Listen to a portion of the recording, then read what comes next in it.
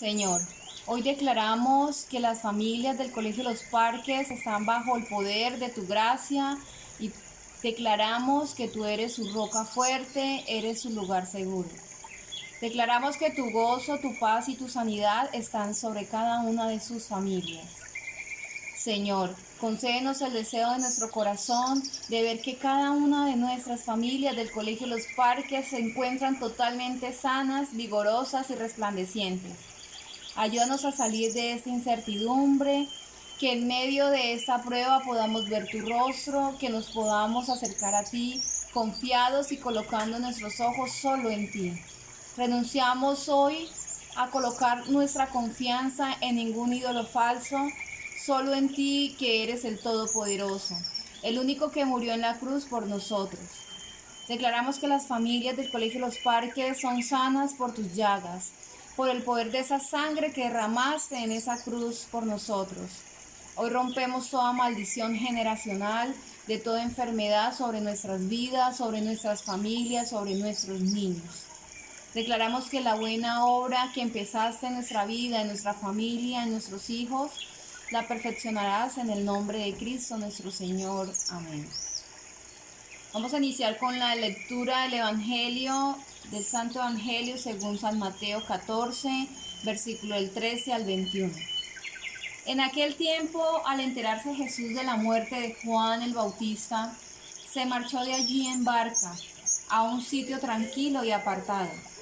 Al saberlo, la gente lo siguió por tierra desde los pueblos. Al desembarcar, vio Jesús el gentío, le dio lástima y curó a los enfermos. Como se hizo tarde, se acercaron los discípulos a decirle: estamos en despoblado y es muy tarde. Despide a la multitud para que vayan a las aldeas y se compren de comer. Jesús le replicó: no hace falta que vayan, dadle vosotros de comer. Ellos le replicaron: si aquí no tenemos más que 5 panes y 2 peces. Les dijo: traédmelos. Mandó a la gente que se recostara en la hierba y, tomando los 5 panes y los 2 peces, alzó la mirada al cielo, pronunció la bendición, partió los panes y se los dio a los discípulos. Los discípulos se lo dieron a la gente. Comieron todos hasta quedar satisfechos y recogieron 12 cestos llenos de sobras. Comieron unos 5.000 hombres, sin contar mujeres y niños. Palabra del Señor, te alabamos, Señor Jesús. El mensaje de Jesús habla de un Dios que se preocupa del hombre, le lleva al terreno práctico. Esta gente tiene unas necesidades muy concretas ahora mismo. El reino de Dios que anuncia Jesús tiene que ver con todo esto, con lo que les pasa en ese momento, con lo que necesita la gente. Las cosas de Jesús y del reino no son simples teorías o doctrinas, ni están alejadas de su realidad concreta. Tiene que ver con su ahora, y ahora algunos están enfermos y muchos tienen hambre. Jesús está cansado y podemos dar por supuesto que también está triste e impactado porque acaban de matar a Juan Bautista. Y pretendía estar a solas con sus amigos más íntimos para comprender, interpretar y dejarse cuestionar por lo que ha pasado. Jesús profundiza en las cosas, en los acontecimientos. No se limita al chismorreo de la noticia, a quejarse contra Herodes, a hacer un acto público de condena. Se pregunta qué significa aquello, cómo le afecta, cuál ha de ser su reacción. ¿No le costará darse cuenta de que a partir de ahora el centro de atención y de acoso será él? Sin embargo, el cansancio, su tristeza y su necesidad de reflexionar y estar un poco a solas no le impide darse cuenta de la necesidad de la gente, sentir compasión y hacer algo por ello. No dice, hace. La palabra que ha elegido Mateo no es ni lástima ni pena, es compasión, que significa sufrir con ellos y buscar una solución, es actuar. La misma palabra que había usado antes de una de las bienaventuranzas. Los discípulos que andaban también escuchando a Jesús se dan cuenta de que se ha hecho tarde y del hambre de la gente. Seguramente también ellos están deseando que les dejen tranquilos. Y le pide a Jesús que termine ya con la actividad. Ya se ve que no se enteran demasiado de lo que Jesús quiere transmitir con sus acciones y palabras. Aunque sí podemos apreciar en ellos lo siguiente, primero está el darse cuenta. Jesús vio a la gente y se dio cuenta de que sufrían. Por su parte, los discípulos se han dado cuenta de que se ha hecho tarde y hay que comer. Darse cuenta de lo que les pasa a los otros. Por delante de lo que me pase a mí es algo propio de Jesús y de los seguidores de Jesús. Segundo, plantear esas necesidades descubiertas al prójimo de Jesús y se les ocurre hacer unas propuestas no muy acertadas. Aunque parece de sentido común, son muchos nosotros, yo apenas tengo nada o tengo el mismo problema que ellos. Así que se vayan a sus casas, a sus países, a sus gobiernos, al ayuntamiento, a los suyos, a donde sea, para que puedan solucionarlo.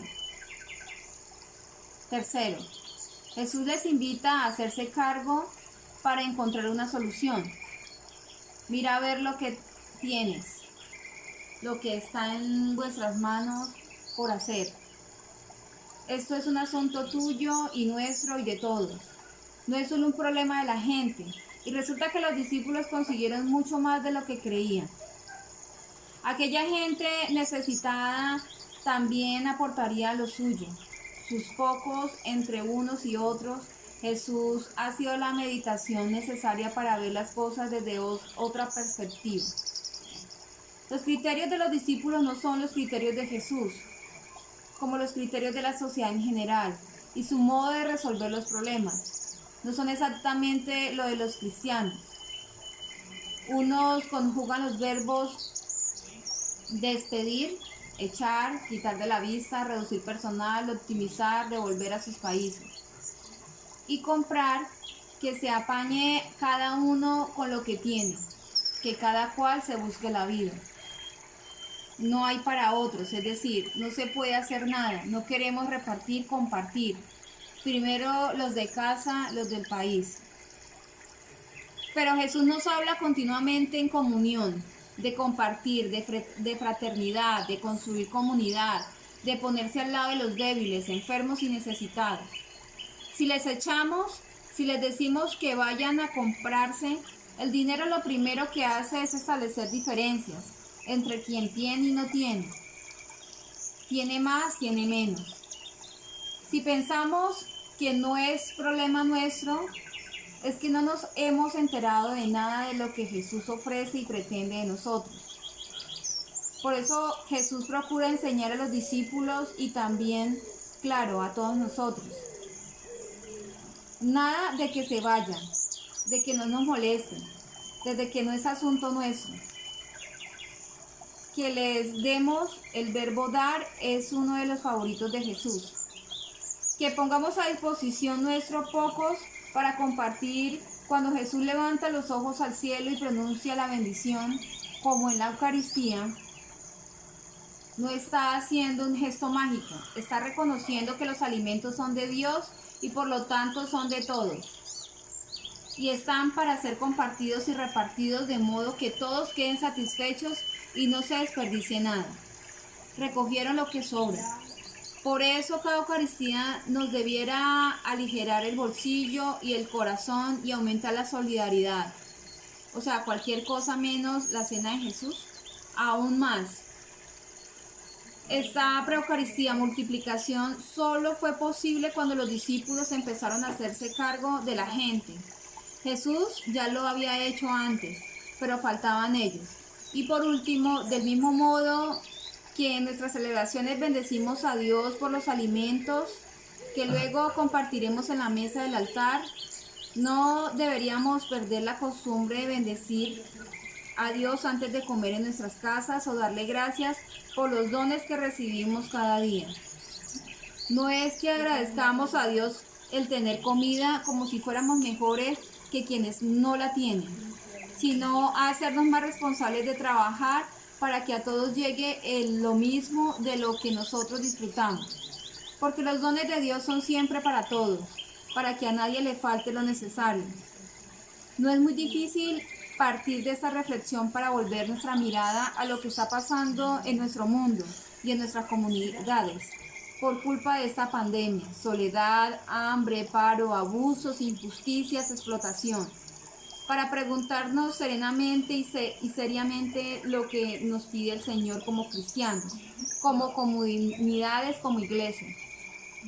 No hacerlo así supondría desvirtuar el Evangelio y hacerlo increíble para las gentes de hoy, y sería falsear la Eucaristía. En el mes pasado, en el mes de julio, estuvimos hablando sobre las parábolas y les dejo la invitación para que hagan un recorrido por la palabra del Señor y encuentren muchas más de las que existen. En las clases pasadas retomamos apenas 3 de las tantas parábolas que hay. En este mes de agosto vamos a estar trabajando el tema de las bienaventuranzas. La palabra bienaventuranza significa fortuna y felicidad de una persona. Las bienaventuranzas son actitudes que deberían estar en nuestra vida, son características de los hijos de Dios, son un diseño para la felicidad, son una fundación para construir un hogar en el cielo. Las bienaventuranzas dibujan el rostro de Jesucristo y describen su caridad. Expresan la vocación de los fieles asociados a la gloria de su pasión y de su resurrección. Iluminan las acciones y las actitudes características de la vida cristiana. Son promesas paradójicas que sostienen las esperanzas en las dificultades. Anuncian a los discípulos las bendiciones y las recompensas ya incoadas. Quedan inauguradas en la vida de la Virgen María, Madre de Dios, y de todos los santos. El texto de las bienaventuranzas procede del Evangelio según Mateo 5, el versículo 3 al 12, para que ustedes hagan la revisión en sus Biblias.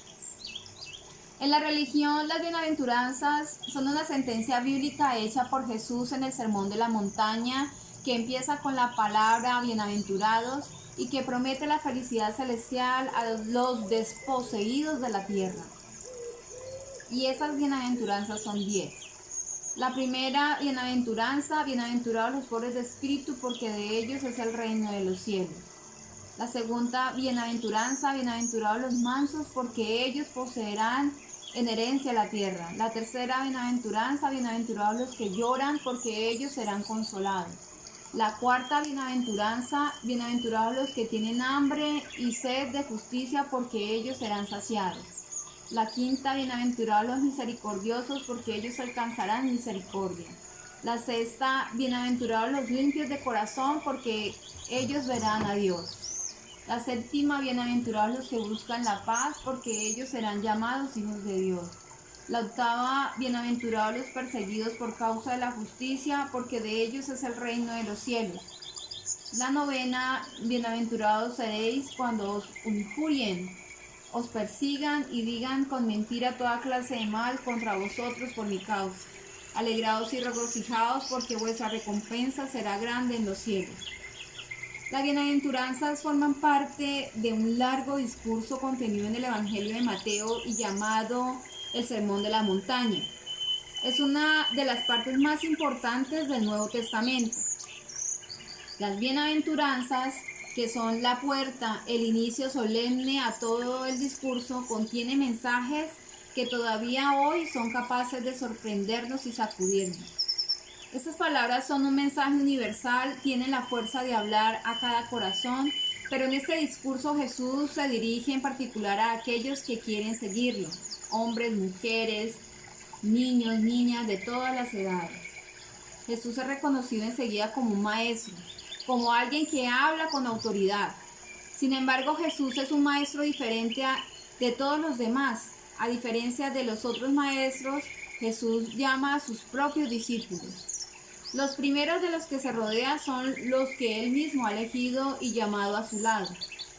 Otra cosa que lo diferencia de los otros maestros de su tiempo es que admitía también a discípulas para escucharlo. Las mujeres podían sentarse a los pies de Jesús igual que los hombres. Los otros maestros no lo permitían porque estaba prohibido enseñar a las mujeres. Entre los seguidores de Jesús, en cambio, eran numerosas y los sostenían con sus propios bienes. Las bienaventuranzas son como el programa de Jesús, que invita a seguirlo y con el que promete la plenitud humana, la felicidad, la dicha de la donación a quienes peor lo pasan, de forma gratuita. Dad y recibiréis, pues la generosidad da el verdadero valor a la persona.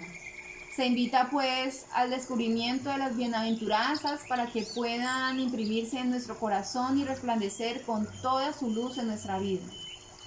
Vamos a meditar hoy la primera bienaventuranza, que era: bienaventurados los pobres, porque de ellos es el reino de los cielos. En esta bienaventuranza, el pobre para Jesús no es aquel que tiene cosas, sino más bien aquel que no tiene su corazón puesta en las cosas. Fíjate la diferencia. Tú puedes ser una persona que no tenga cosas materiales, pero que nomás estás pensando en lo que no tienes y en lo que quieres tener. Entonces no eres pobre de corazón. En cambio, puedes ser una persona que sí tenga cosas, pero que tu mente está puesta en agradar a Dios, en trabajar por Él, en ayudar a otros, en dar tu tiempo y compartir tus bienes. Cuando no vives ocupado de lo que tienes, cuando no eres ambicioso, envidioso, presumido, cuando confías en Dios y no en el dinero, entonces eres libre, eres un ser feliz. Jesús nos invita a un deshacimiento efectivo, a desprendernos de las cosas. Pide a los menos desfavorecidos que cierren resueltamente su corazón de toda codicia.